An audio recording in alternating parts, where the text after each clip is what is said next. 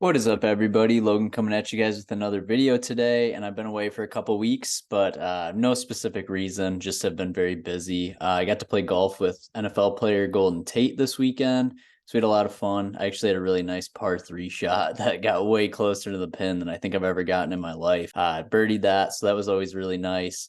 So that's kind of where I've been lately, guys. Trades have been doing well. I think we're 80 for 81 on the last 81 trades. I had 75 wins in a row, but we are dealing with a roll that is currently underwater. If you look at the open trades tab, we took this PCS off today for profit, but we still have this 4470, 4490 that expires tomorrow.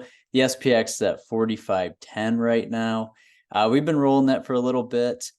What's been really nice, though, is if we take a look at the VIX actually has come back to life. We're not having to trade when the VIX is at 13, bringing more options premium into the markets, which is cool. So these are our open trades currently. We had to roll this quite a bit, but you guys can see that we've done a lot of hedging throughout this time, just collecting back all the debits. And now I think we're finally ahead on the trade. So still losing trade at the moment, but we could pop that back to a winner.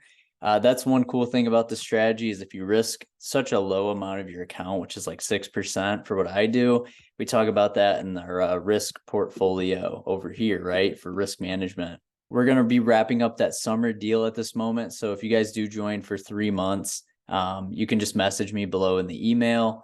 There's a link down to that, and I will discount it $100, so it'll be off of what that rate is currently for 3 months. Just deduct 100. So that's just a little deal I'm running for anybody who wants to sign up for maybe a little bit longer, so that you're not just trying it for a month and at the mercy of what the market gives us at that moment. You don't want to be an options trader that uses a lot of their account because it's just so easy to get emotional.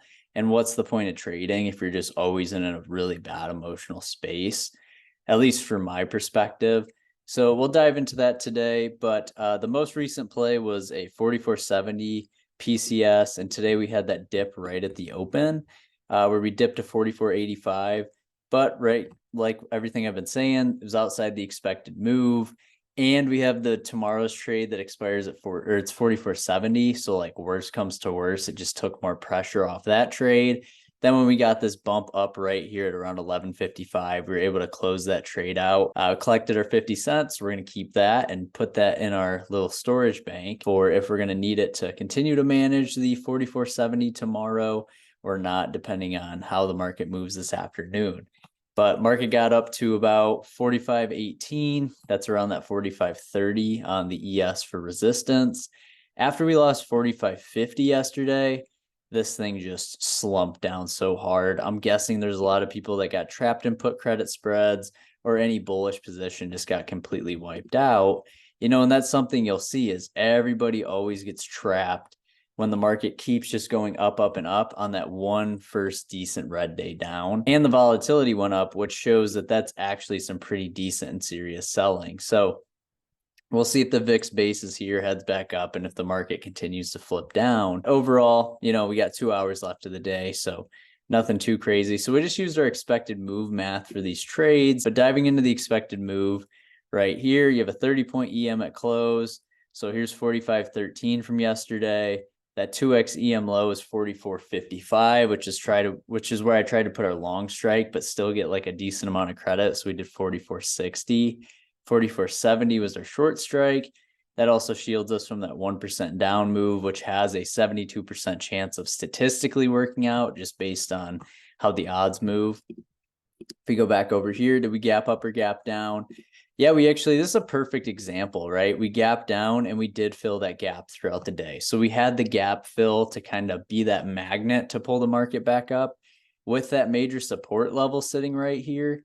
Like when the ES came down to 45.09, which is a little different than what the S&P is, you got that fake breakdown of falling right through it. And then just the rest of the day has been a push up. So very, very easy to read day for today, and why I wasn't even thinking too hard about the put credits, especially when you're having a follow through day on the previous day of massive selling. It eventually stalls out, right? And you could see the VIX struggling this morning too to do anything meaningful above 17.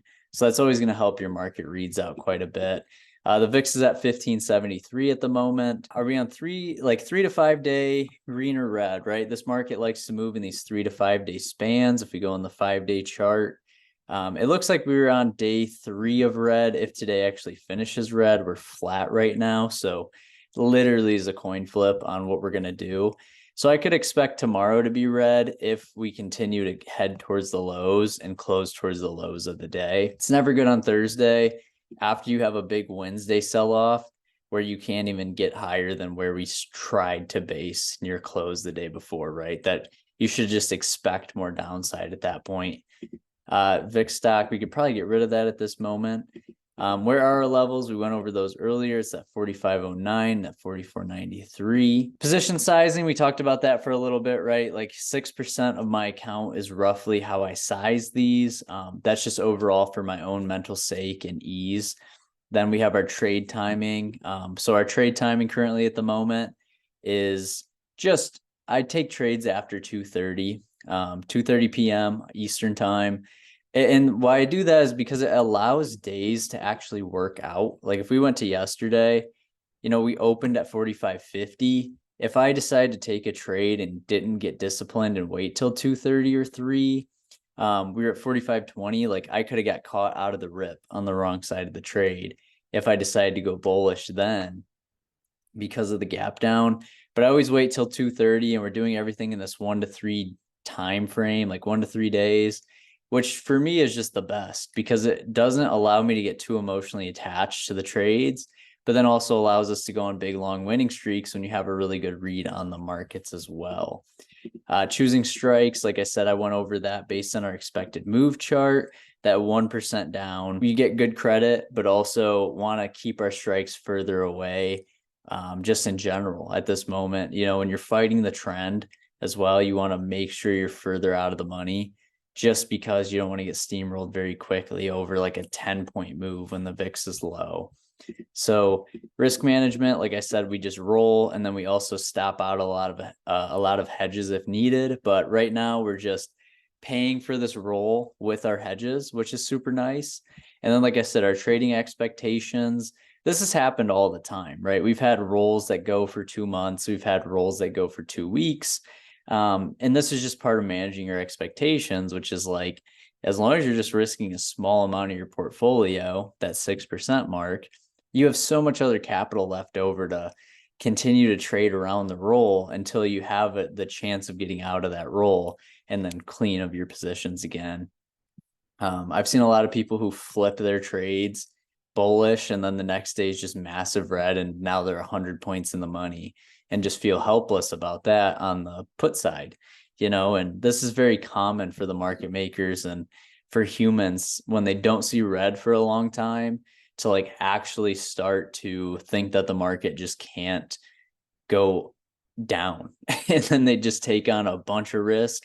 The one red day happens and just wipes them clean. So got to be very smart and diligent if you're doing anything with options at this moment, especially when the VIX is as low as it is. That's going to be everything for me in this video. I hope you guys enjoyed. Like I said, please leave a like and subscribe if you haven't already. We're almost at 13,200 subs.